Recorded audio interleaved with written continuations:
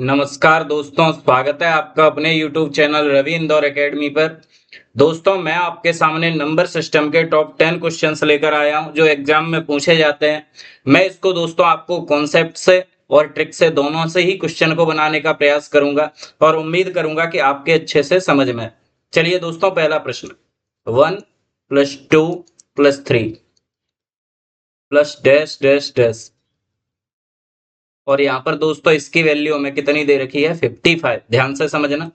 6 + 12 + 18 plus दोस्तों यहाँ पर 60 है और इसकी हमसे वैल्यू पूछी है। तो आप लोग अगर ध्यान देंगे तो दोस्तों आप यहाँ पर देखेंगे नीचे कि दोस्तों सम में से क्या कॉमन आ रहा है 6।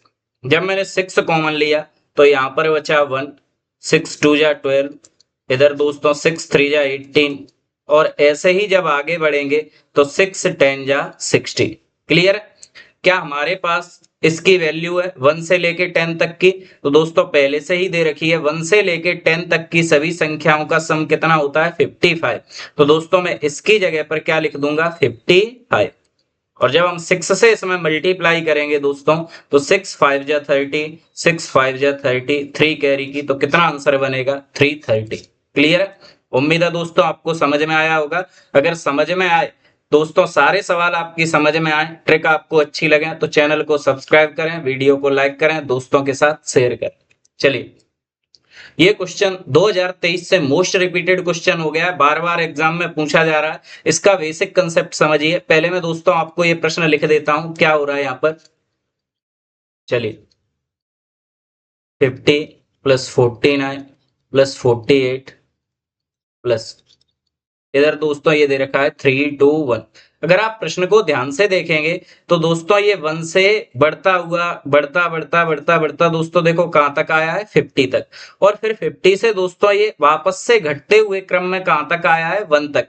यानी ये जो सीरीज है दोस्तों वो पहले बढ़ी, बढ़ के कहां तक पहुंची 50 तक। और फिर दोस्तों यहां से माइनस हुई, घटना चालू हुई और दोस्तों फिर कहां तक आई 1 तक। अब इसको मैं थोड़ा सिंपल आपको वे में समझाता हूं। जैसे 1 + 2 + 3, ये दोस्तों देखो 1 से बढ़ा 2, 2 से बढ़ा 3 और 3 से दोस्तों ये वापस से घटना चालू हुआ, 3 के बाद 2 और 2 के बाद 1। क्लियर। फिर से वही नंबर जो यहां तक बढ़े थे वो माइनस हुए। अब इनको ऐड करते हैं दोस्तों। 1 और 2 3, 3 और 3 6, 6 और 2 8, 8 और 1 9। अब यहाँ पर हमें इसका आंसर कितना मिला 9। क्यों मिला? क्योंकि इसके देखो दोस्तों ये 1 से 2, 2 से 3 कहां तक बढ़ा था 3 तक, बीच में क्या आ रहा था 3। तो 3 का स्क्वायर ही तो होता है 9। यानी जो नंबर बीच में आएगा उसका आप स्क्वायर कर देंगे तो दोस्तों हमें क्या मिलेगा आंसर। क्लियर। यहां पर देखना दोस्तों बीच में क्या आ रहा है 50, तो 50 का स्क्वायर कर दो। 50 का स्क्वायर दोस्तों कितना होता है 2500। यही हमारा आंसर है। क्लियर है। उम्मीद है आपकी समझ में आ रहा है। अगर समझ में आ रहा है दोस्तों तो वीडियो रुकनी नहीं चाहिए, इसको शेयर कर दो अपने जितने दोस्त हैं उनके साथ। चलिए, 7 क्रमिक सम संख्याओं का योग 140 है, तो सबसे बड़ी संख्या कौन सी होगी? ध्यान से समझना। पहली सम संख्या x, दूसरी x + 2, तीसरी x + 4, चौथी x + 6, पांचवी x + 8 और दोस्तों छठवीं होगी कितनी हमारी x + 10 और सातवीं होगी x + 12। इन सबको जोड़ के आप 140 को इक्वल में रखेंगे। दोस्तों ये जो तरीका है वो पुराना हो चुका है, आप थोड़ा ध्यान से समझना। ऐसे नंबर लिखेंगे ABCDEF। क्लियर है। और दोस्तों जी कितने नंबर हो गए 1 2 3 4 5 6 7। ठीक है। अब दोस्तों 7 संख्याओं का योग कितना दे रखा है 40। तो मैं इसका क्या निकालूंगा एवरेज, औसत। औसत क्या होता है दोस्तों योग बटे संख्या। योग है 140, संख्या है 7, तो 7 का हमने इसमें भाग दिया, बताओ कितनी बार गया 20 बार। और दोस्तों एवरेज को हमेशा बीच में रखा जाता है, यानी ये संख्या है 20। अगर ये 20 है दोस्तों तो ये कितनी होगी 22, ये कितनी होगी 24 और ये कितनी होगी 26। क्योंकि क्रमागत सम संख्याएं थी तो 20 के बाद अगला नंबर 22 आता है, 22 के बाद 24 आता है, 24 के बाद 26 आता है। सबसे बड़ी संख्या पूछी थी, कितना आंसर होगा 26। क्लियर है। 20 से पहले बताओ दोस्तों क्या रहा होगा 18, उससे पहले क्या रहा होगा 16, उससे पहले दोस्तों क्या रहा होगा 14। क्लियर है। याद रखना औसत को हमेशा कहां रखेंगे बीच में। चलिए अगले प्रश्न पे। 7 क्रमिक विषम संख्याएं, अब की बार दोस्तों विषम संख्याएं दे दी, तो A B C D E F G, कितनी संख्याएं होगी दोस्तों? 7। अब उसने योगफल दिया है, तो दोस्तों हम क्या निकालेंगे? औसत। औसत बराबर बताइए क्या होता है? योगफल बटे संख्याएं। संख्याएं कितनी है? 7। 7 से भाग दिया, 7 एकम 7, 6 बचेंगे। कितनी बार जाएगा दोस्तों? 9 बार। 7 नमा 63, 19। 19 को दोस्तों कहां पर लिखेंगे हम? बीच में, ये लिख दिया यहां पर। अब आप ध्यान से समझना कि अगर ये दोस्तों 19 है तो अगली विषम कितनी होगी? 21, उसके बाद 23, उसके बाद 25। लेकिन हमसे कौन सी पूछी है? सबसे छोटी। तो 19 से पहले विषम संख्या क्या होगी दोस्तों? 17। और उससे पहले क्या होगी? 15। उससे पहले क्या होगी? 13। तो सबसे छोटी पूछी थी दोस्तों, कितना आंसर हो जाएगा? 13। क्लियर है? उम्मीद है दोस्तों आपकी समझ में भी आ गया होगा, और मैंने 2 बार आपको ये ट्रिक से सॉल्व कराया है, तो आपके दिमाग में ये चीज फिक्स हो गई होगी। समझ में आ रहा है दोस्तों? तो शेयर करते रहिए अपने दोस्तों के साथ। चलिए, 4 क्रमागत अभाज्य संख्याएं आरोही क्रम में है, और पहली 3 का गुणनफल उसने दे रखा है 385,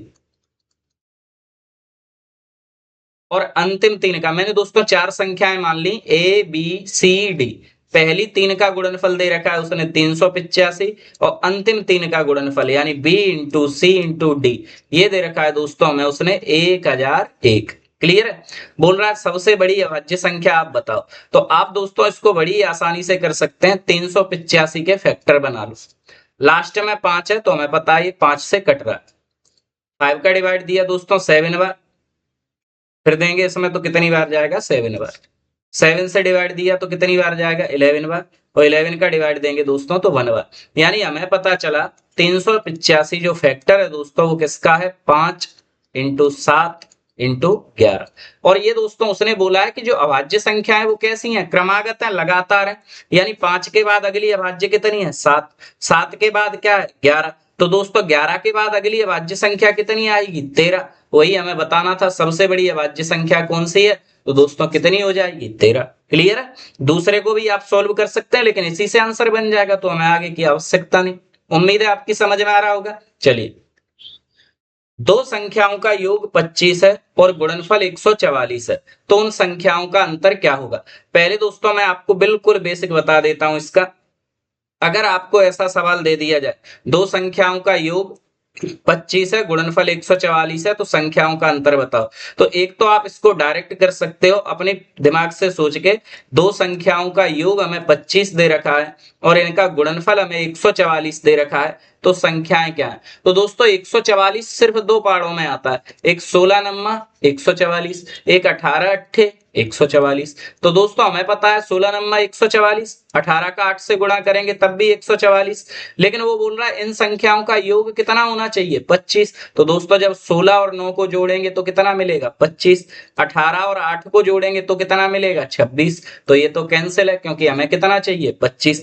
तो हमें पता चला एक संख्या 16 है, दूसरी संख्या 9 है। इसका दोस्तों उसने हमसे क्या पूछा था? डिफरेंस। तो 16 में से 9 जाएंगे, आप बताइए दोस्तों कितना बचेगा? 7। यही है हमारा आंसर।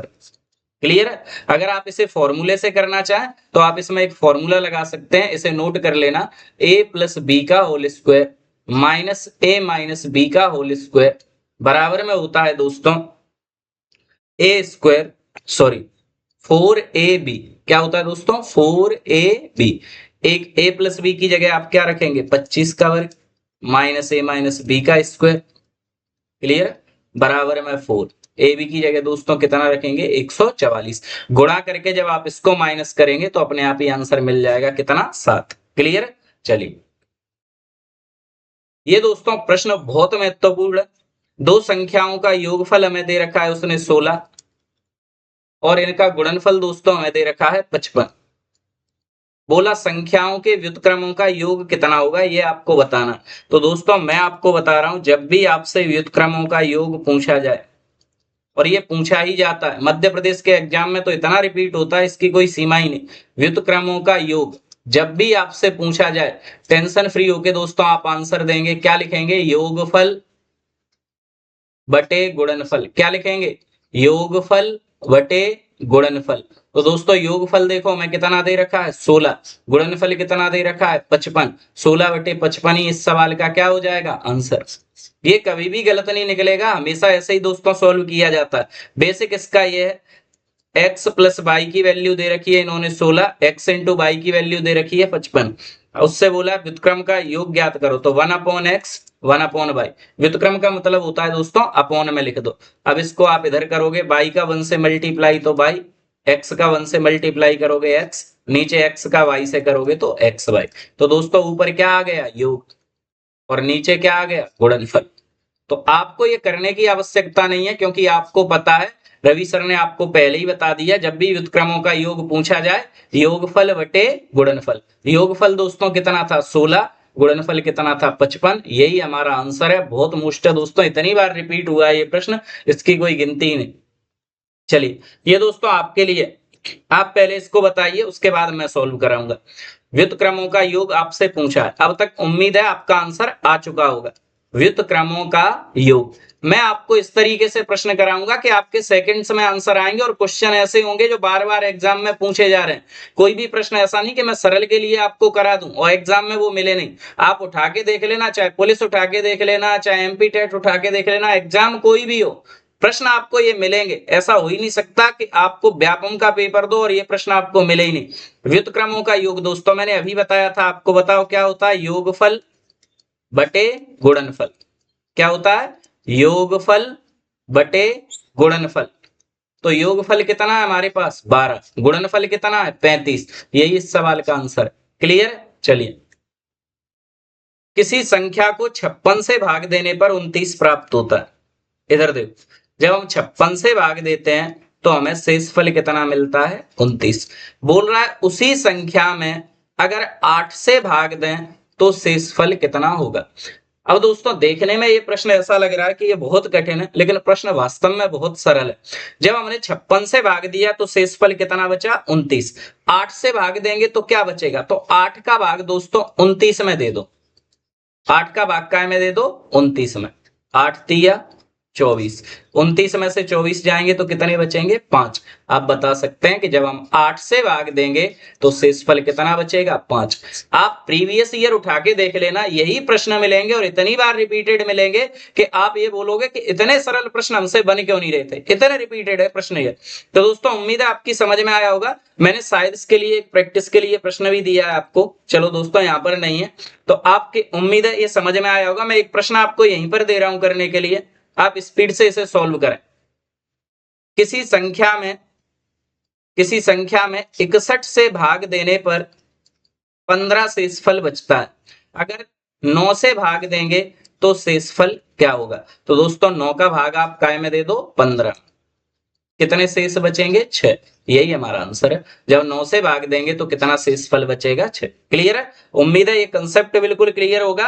ये दोस्तों बार बार रिपीट होते रहते हैं। लास्ट के लिए मैं आपके लिए बहुत अच्छा प्रश्न लेकर आया हूं, चलिए इसे सॉल्व करते हैं। दो संख्याओं का गुणनफल दे रखा है 1575, यानी एक संख्या x दूसरी संख्या y, इन दोनों का गुणनफल दिया है 1575। ठीक है भैया, दोनों संख्याओं का भागफल दे रखा है दोस्तों इसने 9/7। बोल रहा जब आप इनका भाग दोगे एक संख्या में दूसरी संख्या का तो आपको आंसर मिलेगा 9/7। चलो अब हमसे पूछा है संख्याओं का योग कितना होगा, तो ध्यान से समझना जो मैं बता रहा हूं। मैं बता रहा हूं आप 5 सेकंड में ही कैसे आंसर करेंगे। दोस्तों मैं कंसेप्ट तो आपको बता ही रहा हूं, साथ ही साथ मैं आपको ट्रिक भी बता रहा हूं कि आप इनको बहुत जल्दी कर सकते हैं ना, मैं समय वेस्ट नहीं करना। आप जहां भी पढ़ रहे हैं, जिस टीचर पर पढ़ रहे हैं, आपको इस तरीके से सवाल ही नहीं कराए होंगे जैसे मैं करा रहा हूं। चलिए ध्यान दीजिए, x के सामने क्या लिखा है 9, y के सामने क्या लिखा है 7, यानी x की वैल्यू 9 है, y की वैल्यू 7 है। ये एक संख्या, ये दूसरी संख्या, हमसे योग पूछा है तो जोड़ दो, 9 और 7 16। अपने हिसाब से योग कितना हो गया 16, और सवाल में ऑप्शन ये दे रखे हैं दोस्तों, देखो 16 से कौन सा ऑप्शन कट रहा है, किसका भाग जा रहा है, तो 16 का भाग 74 में नहीं जा रहा, 78 में नहीं जा रहा। 16 का भाग जब 80 में देंगे तो कितनी बार चला जाएगा 5 बार, यानी 16 से केवल 80 कट रहा है, यही हमारा आंसर है। क्लियर है। योगफल पूछा है, दोनों को जोड़ा कितना हुआ 16। अब 16 का भाग ऑप्शनों में देना चालू किया तो दोस्तों किसी में नहीं जा रहा, केवल 80 में जा रहा है, यही हमारा आंसर है। बेसिक से कैसे करेंगे तो ध्यान से समझना। x के सामने 9 लिखा है यानी x की वैल्यू हो गई 9a, y के सामने 7 लिखा है यानी y की वैल्यू हो गई 7a। इधर इसको दोस्तों सॉल्व कर दो। 9a x की जगह लिखा, y की जगह 7a लिखा, इनकी वैल्यू दे रखी है 1575। ध्यान से समझना, 9 का डिवाइड दिया इसमें, 9 1 जा 9, 9 7 जा 63, 9 5 जा 45, 7 से डिवाइड दिया, 7 2 जा 14, 7 5 जा 35।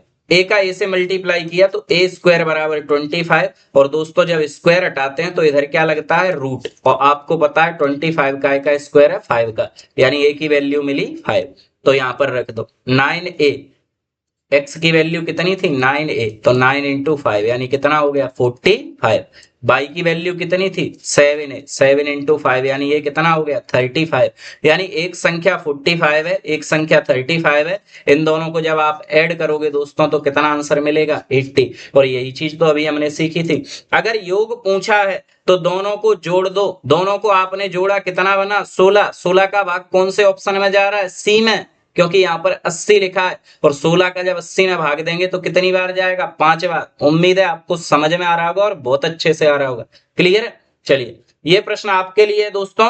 उम्मीद है आपके अब तक के सारे प्रश्न समझ में आए होंगे। अगर समझ में आया है तो इस प्रश्न का आप दोस्तों कमेंट सेक्शन में आंसर करें, सर इसका आंसर ये है। अगर आपकी समझ में आ रहा है तो दोस्तों चैनल को सब्सक्राइब करते जाइए, वीडियो को लाइक करते जाइए, अपने दोस्तों के साथ शेयर करते रहिए, जिससे दोस्तों मुझे मोटिवेशन मिलेगा। और आप कमेंट भी करते रहिए, बताते रहिए यस सर हमारी समझ में आ रहा है। अगर आप कमेंट करेंगे मैं आपके लिए फिर से क्वेश्चंस लेकर आऊंगा और आपकी तैयारी इतनी बेहतरीन कर दूंगा दोस्तों कि आपको कहीं भी ऑनलाइन ऑफलाइन की आवश्यकता ही नहीं पड़ेगी। आप एक बार मैथ करेंगे दोस्तों आपका कंसेप्ट ही क्लियर हो जाएगा। चलिए मिलते हैं इसी आशा इसी उम्मीद के साथ अगली वीडियो में। तब तक के लिए जय हिंद जय भारत।